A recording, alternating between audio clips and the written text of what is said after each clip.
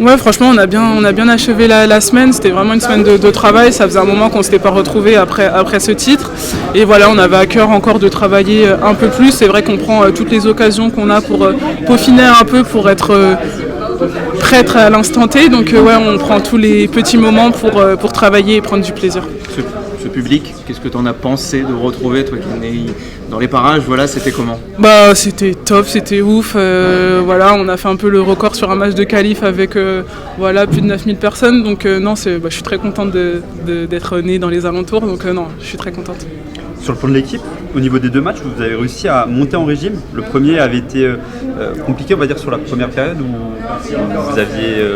vous aviez eu un peu plus de doutes, et là vous avez débuté d'entrée, le match, c'était parfait concrètement.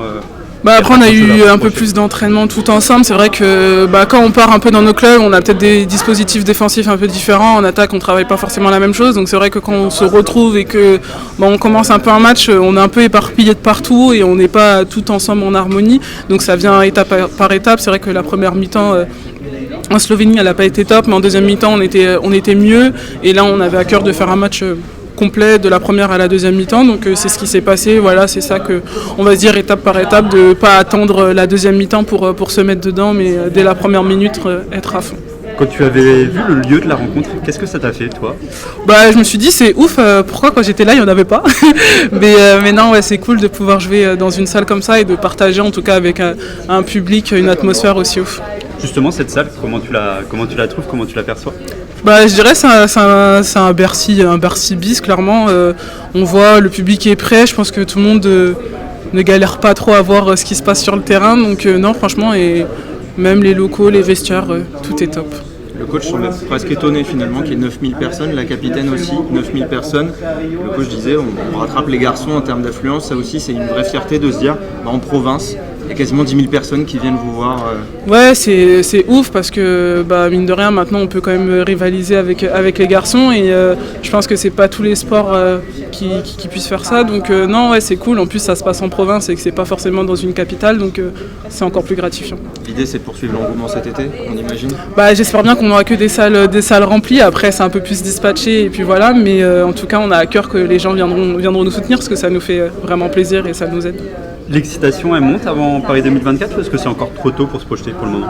Moi personnellement c'est un peu trop tôt, il y a encore beaucoup de choses avec le club et pour moi dans 5 mois c'est encore très très long, donc voilà. Mais après je sais que si je me prépare bien avec mon club et que voilà, je suis assez rigoureux sur tous les matchs et que voilà, normalement physiquement je devrais être assez bien préparé, mais non, je me projette pas trop sur les JO. On avait deux objectifs, deux sous-objectifs. Le premier, c'était de défendre plus ensemble et de prendre moins de solutions sur le pivot adverse. Ça a été bien fait. Et d'être un peu mieux en continuité dans la qualité des passes en attaque. Là aussi, c'était mieux puisqu'on a perdu un seul ballon en première mi-temps. Et il y avait une ambiance formidable, comme j'en ai rarement vu. Un public nombreux, sportif, qui a encouragé tout le temps. Et on sort en plus sans blessure, c'est vraiment un super match. Enfin, j'ai adoré. C'est ce qui ressort, Olivier, d'un point de vue technique, la stabilité, que vous êtes toujours en recherche de ça, et la jovialité, parce que c'était un moment de fête presque, une fois que vous aviez fait l'écart. Ouais, il y a un peu de tout, il y a beaucoup de vitesse, et bien évident que, à l'image de Chloé Valentini, elle va très vite, mais il y a aussi beaucoup d'adresse. Là aussi, elle n'est pas la dernière. Et il y a une maîtrise dans le maniement du ballon, dans la façon de se projeter, dans la capacité à essayer d'utiliser tous les espaces. Et puis on a utilisé tout le monde. Et elles ont toutes apporté quelque chose. Il y a toujours cette stabilité en défense et dans le jeu sur tout le terrain, quelles que soient les joueuses sur le terrain. Et c'est de bon augure pour la suite. Maintenant, il faut rester les pieds sur terre, il faut continuer à travailler, mais c'est vrai qu'on met énormément de pression sur les adversaires et les uns derrière les autres. On finit un peu les matchs en se disant ils n'ont pas été bons, ils sont pas bons, mais c'est pas vrai. Ils sont au complet, c'est une bonne équipe. Ils préparent le TQO et ils ont une bonne chance de passer au TQO. Donc c'est une bonne équipe.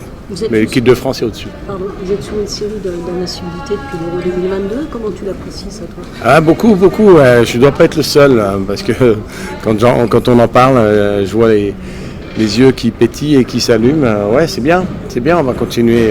Après, on utilise sur notre chemin tous les éléments de motivation, mais c'est un petit élément de motivation. On n'a pas envie que ça change et on va continuer le plus longtemps possible.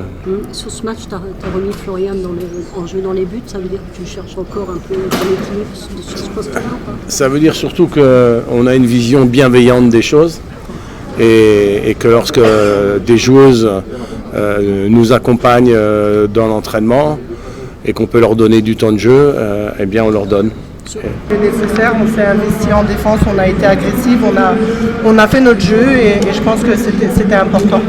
C'était important de ne pas faire les mêmes erreurs entre guillemets. Oui, clairement, le premier match, je pense qu'on a fait ce qu'il fallait, mais on ne l'a peut-être pas fait dans l'art et la manière, donc ça nous tenait vraiment à cœur d'être très agressif et de montrer qui on était, surtout à la maison. Laura, il y avait un goût de fête quand même.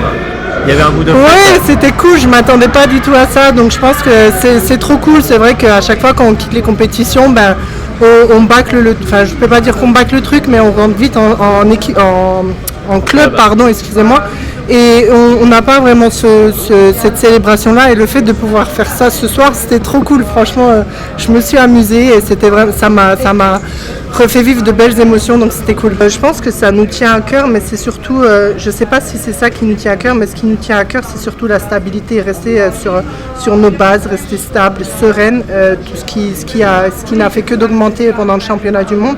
Et c'est vraiment ça à quoi on s'attache, à quoi on donne beaucoup d'importance, c'est de rester stable et avoir cette sérénité. Ça ne veut pas dire qu'on s'en fiche, loin de là, mais c'est vraiment travailler et quand on est sur le terrain, être sereine.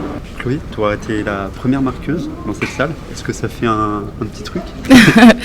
En toute honnêteté, forcément contente d'ouvrir le score devant une salle magnifique. Je remercie tous les gens qui se sont déplacés et qui ont mis le feu ce soir. C'était incroyable. Vous leur avez bien rendu?